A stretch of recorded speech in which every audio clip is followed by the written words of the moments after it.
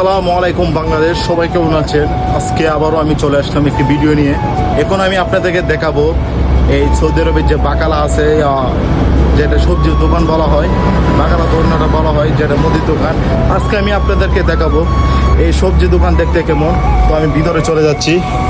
এ হচ্ছে আরবের সবজি দোকান। দেখেন এখানে কি কি পাওয়া যায়, দেখেন কি সুন্দরভাবে কলা এখানে তৈরি রাখছে। এখানে পেঁয়াজ আছে, আলু, বিভিন্ন জাতের জিনিস এখানে তৈরি রাখছে। দেখেন এটাকে কি বলে আমি নিজেও জানি না। আচ্ছা যাই হোক, এটা হচ্ছে কমলা। কমলা একটা দেখেন প্রায় আধা কিলো হয়ে যাবো গা। এখানে কাঁচামরিচ, টমেটো।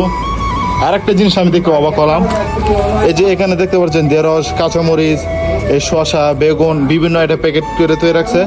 এটা এটা মনে হয় মানে 5 থেকে 6 টাকা হবে। আচ্ছা যাই হোক, এখানে দেখেন সব কিছু আছে। তো এখানে প্রত্যেকটি দোকানের মধ্যে এভাবে সুন্দর করে সাদা গুছায় তৈরি রাখে। এখন মানে এখানে আমাদের দেশে তো আইসে বলে ভাই 5 কিলো আলু দেন, 5 কিলো টমেটো দেন। এখানে এইসব বলে না। এখানে বিভিন্ন যা জিনিস লাগে কিস আছে এখানে দেখেন না, প্রত্যেকটা কিস যার যেমন লাগে, জয় কিলো লাগে, সব কিছু নিতে আছে। আর একটা জানেন বিষয়, আমি আমার আঞ্চলিক ভাষা দিয়ে আমি ভিডিও বানাই, কথা বলে আমি শুদ্ধ বলতে পারি, কিন্তু আজকে আমি শুদ্ধ বলবো না, অন্যদিন আমি শুদ্ধভাবে কথা বলবো ইনশাল্লাহ।